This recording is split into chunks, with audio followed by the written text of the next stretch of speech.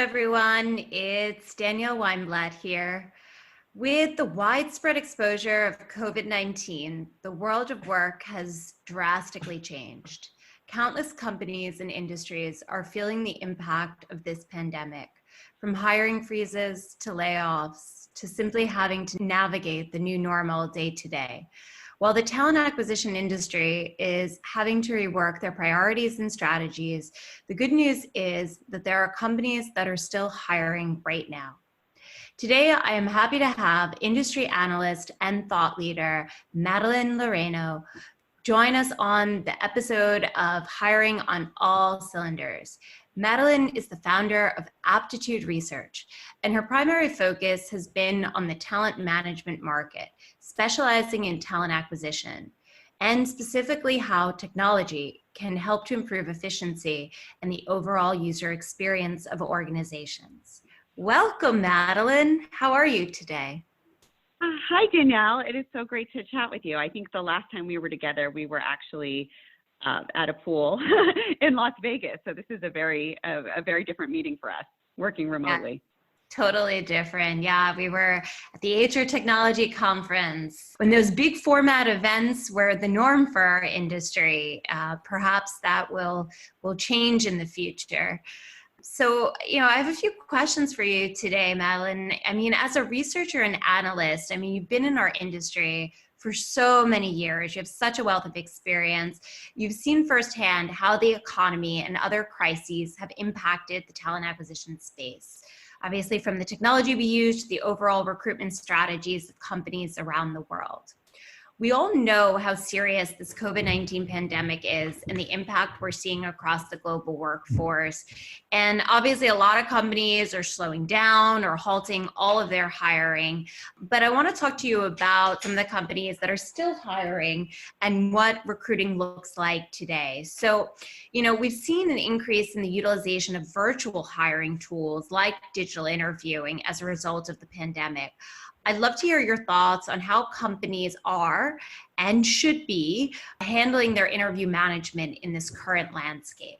Yeah, it's so interesting, Danielle. And I think, what you started with saying is so true. Companies are still hiring. And I think that's important to mention and to pay attention to, because there's so much negativity in the news and it's so overwhelming and scary for so many people. But there are companies hiring. There are opportunities for candidates. Companies really, many companies are trying to figure out how to still do what they have been doing, and that's recruit quality talent. And we're seeing, and we'll continue to see, companies really needing to embrace digital technology to be able to do that. And it's a challenge for a lot of organizations that have kind of been behind with that. So I think for a lot of companies, especially around interviewing, there was, almost a lack in having the right solutions in place. A lot of companies were relying on, just their standard interview approach, not using technology to, enable a more standardized approach and to be able to move people along through the process. And now that's all changed, obviously. We're in a different world. We absolutely need to think about digital transformation, and digital interviewing is a big part of that. So I think we're absolutely going to see a huge uptick, and we already are, in companies that are going to be using digital interviewing tools. And I think that trend is absolutely going to continue. And what's going to set some providers apart from the others is that they have to be simple and they have to be intuitive. Yeah. And companies working remotely, IT not being there to be able to walk into your office and to support you, candidates feeling alone and often, working as I am with kids and, family running around the house, they have to be able to access these tools in a way that's simple, personal, and gives them the comfort that they need. And I think that's going to be the future of what we see in interviewing today. Yep. I couldn't agree more. Do you think there's a possibility that in-person interviews get completely eliminated for some companies for their hiring? I think for some roles, for sure. I think, if companies really figure out digital interviewing, they start to see the benefits. For some roles, I don't think we're going to need the in-person interviews. The other thing with the in-person interviews, and it's certainly applicable for some roles, and hiring managers certainly want to be able to have that in-person experience, But for a lot of positions at organizations right now, it delays the process. I mean, I just read something recently where Walmart, is hiring 150,000 employees right now, and they typically have a hiring process that takes 2 to 3 weeks. They need to be able to do this within 1 to 2 days to fill these positions, to make sure that they have the right employees in place to be able to deal with the crisis that we're dealing with today. And you can't wait 2 days, 3 days, 4 days for the interview to be scheduled, then to take place, then for the hiring manager to provide feedback, and then to be able to make decisions based on that. So the digital interviewing plays a role not only in what we're dealing with today, but in the overall experience and efficiency with talent acquisition today. And that's going to continue. Yeah, it's almost like the pandemic has forced recruiting to become much more efficient, and it's going to certainly lower the time to fill key positions and the cost per hire. So perhaps this was a bit of a revolution that the industry may have needed to some extent to break us away from archaic methodologies. Super interesting. Let's talk about the candidate experience, because, now the majority of the workforce is being forced to work from home. Do you think that the candidate experience is going to be affected if people are remote? And if so, what can companies do to counteract the negative impact? It's so interesting. I think it's going to be so interesting to really pay attention to the candidate experience now. I think typically what happens during a recession, which we're facing now, is that the candidate experience gets put on the back burner. And there's the mentality for employers that, candidates are just lucky to come in and get an interview, and we need to fill these positions quickly for the positions we have. So we don't need to focus on the candidate experience as much as we do during, a really strong economy. And that's not the case, and it's definitely not going to be the case, I think, in this new normal that we're living in now, because there's a couple different factors that are changing. I think one that I've noticed is that the brand is being so closely aligned with how companies treat employees and candidates. And we've seen that with examples of different companies, like these companies that are hiring, whether it's Lowe's or whether it's CVS or whether it's Walmart, companies that are hiring so many employees, you tend to have a strong feeling about. I do anyway, as a consumer. I want to spend my money with CVS. I want to spend my money with Walmart because I know they're hiring and I know that they're helping people that need to find jobs. So this connection with candidate experience and the brand of the organization is stronger now than it certainly was in 2008, 2009. I think the other thing that is different, and we need to think about the candidate experience and look at it through a new lens, is well-being and safety. We have to think about now in this pandemic, what is the well-being of our candidates, the mental well-being, the physical well-being, the safety of our candidates. If candidates are going to be going in for drug testing, because that's our policy, we have to make sure that that drug testing isn't happening at the same facility where COVID testing is happening. And if it is, we have to communicate that with candidates and let them know that they're at risk and what is our responsibility there. So I think the candidate experience is going to be very important. I think companies that prioritize it are going to be companies that thrive in the next few years. And I think we're going to be thinking about the candidate experience in a very different lens than we have before. Yeah, I couldn't agree more. When we think about, recruiting processes and an evolution of them, even before the current crisis, we still have some difficulty with hiring managers. I mean, not at every company, but certainly at some. And the mentality hasn't really changed. Like, they still want to see, a lot of candidates before they move forward. Sometimes it's hard to get feedback from them. They have to meet them in person. Do you think that this will force managers to change the way they think about the process? And, why do you think it's either important or not important for them to change their viewpoints? Yeah, it's so interesting. And I think it's something that we're going to be talking a lot about, certainly in the next few months, is the hiring manager role in talent acquisition, and whether that's delaying or helping to contribute to efficiency and experience. I had a really interesting call recently with a former SVP of talent acquisition at Bank of America, and she said something really interesting, and it was, I'll quote her because it was such a great quote. She said that the candidate sophistication and the candidate experience has changed so much, but the hiring manager mentality has not. Yeah. And I think that's very true. And whether you're talking about companies in retail where you need to fill these positions in one day, or you're talking about companies in professional services where hiring managers, oftentimes are so busy that they don't have time to be able to just approve a rec or approve an offer. We have to think about what that experience looks like. And oftentimes it's supporting the hiring manager. I think so often the hiring manager is viewed as the bad guy in talent acquisition, when we're talking about the hiring manager mentality, where they're not often prioritizing this efficiency or experience. But oftentimes they need the tools, they need the support to be able to make decisions quicker. They need solutions that are simple enough where they could do a digital interview and be done with it in 20 minutes and have all the resources and all the information at their disposal and not have to go around looking for it.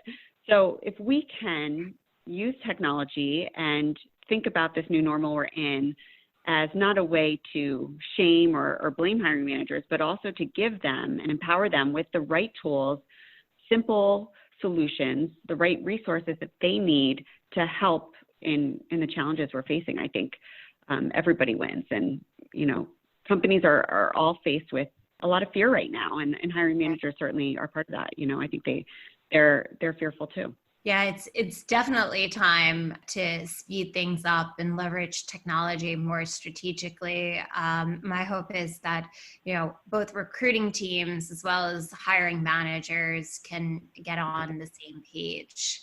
How do you think technology can help recruiting teams that are actively hiring during the crisis? I mean, we talked about digital interviewing, but what are some of the other products or innovations that you think could be critical during this time? Yes, technology is just playing a huge role in talent acquisition today. And, we love technology. I know the two of us have had so many conversations about technology over the years.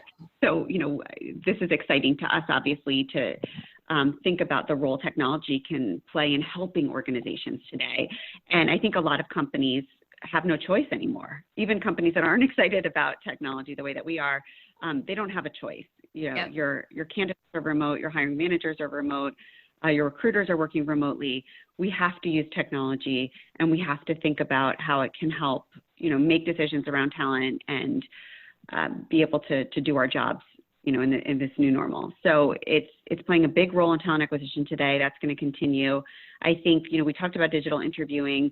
We're seeing a big increase in conversational AI solutions. We just got our survey back, and even the results we're getting in the past few weeks, we're seeing a huge increase in companies investing in conversational AI, chatbots. And it makes a lot of sense, even for, hourly workers or certain industries where they don't have the opportunity to reach out to every candidate. Providing candidates with the information that they need in a really simple way, just as we do as consumers, especially when you're limited on resources, is critical. And conversational AI has really come a long way in being able to engage with candidates and provide that connection. So I think we're going to continue to see that as playing a big role, and it's a positive experience for candidates.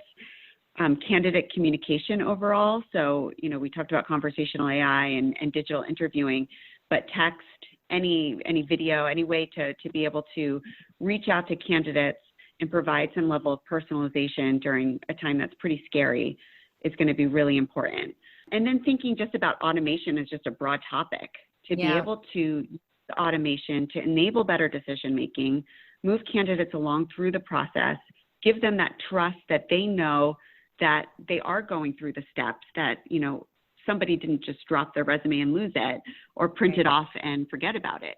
That automation is helping them to be able to move along is going to be really important. Yeah. And what are your thoughts about companies maybe who are, they're still hiring, but they're taking a more cautious approach and maybe elongating the time in which they will hire. What are your thoughts on being transparent about the process, the impact of COVID on their business? Would you encourage talent acquisition teams to be open with their applicant base about what timing will look like and what the expectation should be? Yeah, it's such a great question, and there's so many conflicting views on it in terms of what they should be communicating around. But I think the more transparency, the better. I think people would rather know. This is a collective experience that everyone understands, and we're all in the same situation. So I think the communication is important, but also the understanding that it could change every day. So a company that might still be hiring today might not be next week. And a company that might be doing hiring freeze right now might not be in that situation and might need to fill roles next week. So I think as long as the communication is consistent, it's flexible, and it's personal. I don't think there's anything wrong with that. I think that's all positive. Yeah, that makes sense. And do you think there will be certain opportunities that the current climate opens up for recruitment? And if so, what can companies do to capitalize on them? I think there's a lot of opportunities that companies can come in. I think, technology is one. I think that's a huge opportunity for companies to think about how do we, whether it's digital transformation or just adopting new technology, to be able to improve the talent acquisition process. I think building relationships with candidates and doing it in a way that's meaningful is a tremendous opportunity. I think thinking about what processes work and which ones need to be reevaluated. I hate to say it's an opportunity, but, it's really a time for, I think, talent acquisition to say, what doesn't make sense for us? What does make sense, and really start to evaluate that and begin to make some changes. And I think we're going to see that more and more. Yeah, I agree. I definitely do. So Madeline, any final words of advice for the talent acquisition community as we work together to get through this pandemic? I mean, most of our listeners are practitioners, so I'm sure your advice would be incredibly meaningful to them. So words of wisdom from you. Well, first I'll say, I hope everybody is safe and healthy, and I think that's the number one priority. And I think there's so much going on, and I know everyone feels overwhelmed. I know I do. But taking care of yourself, taking care of your loved ones, making sure that you're safe, making sure that you're healthy is the most important thing right now. Nothing's as important as that. So, I'd start there. And then I'd say, be flexible, and be flexible with yourself too. We're all doing the best we can. You're doing the best you can too. And, be good to yourselves. Be flexible. Things are changing quickly. Think about your partners. Think about the technology providers that you have in place, the service providers that you might be using, the consultants that you might be using still, and really use them as partners. And, I think that what I've seen a lot is with technology or service providers is that they're really there to support you, and they've been stepping up to the plate a lot during this time of uncertainty, and they're there to help. So take advantage of those partnerships, ask for help where you need it, take care of yourselves, and you're doing a great job. Continue to tell yourself that every day. So I'm really proud to be part of this talent acquisition community, and I know that that's certainly going to continue. So I've seen so much goodness and kindness out there in this community, and I'm just thrilled to be part of it. Yeah, I agree. I think, it's been an honor to build technology for this industry. Last, I guess, more fun question for you. How are you holding up during the pandemic? Have you taken up any hobbies? Are you taking any online courses? How are you spending your time that maybe you wouldn't have otherwise had because of travel or commute or, other activities that you would have been doing outside of your home that, you can't do now that you're indoors? Oh, I love this question. It's so interesting. I think, if you were to have come to me like 6 months ago and say, what would, if you were going to be home for the next 3 months, what would you do? I'd probably have a huge long list. And I'd say I definitely have not been that ambitious. But one interesting thing is I have two little boys, and one of them loves basketball, and we have a basketball hoop just outside, in our backyard and our driveway. And I have always hated basketball. I've always been horrible at basketball. It's like a sport that I cringe at, in gym class when I was little. And I've been playing a lot of basketball, and I'm learning a lot of things. So I think I'm finding a new appreciation for the sport. So that's been, I think, my new hobby. That's great. Yeah, you're basically learning about the sport. So you're educating yourself. You're spending time with your sons. So you're spending some quality family time, and you're probably getting some good exercise. So sounds like a triple whammy there. So Exactly. Awesome. Well, thank you so much, Madeline. It's been a pleasure. I hope the next time we do a podcast or we hang out, it's in person, because I would love to see you and not have to be 6 feet away from you, or, obviously over Zoom. I'd love to share a cocktail with you by the pool again. So thank you so much. Hope to see you again soon, and take care of yourself. Be safe. And we're signing off for the day. Thanks so much, Danielle. This was a lot of fun.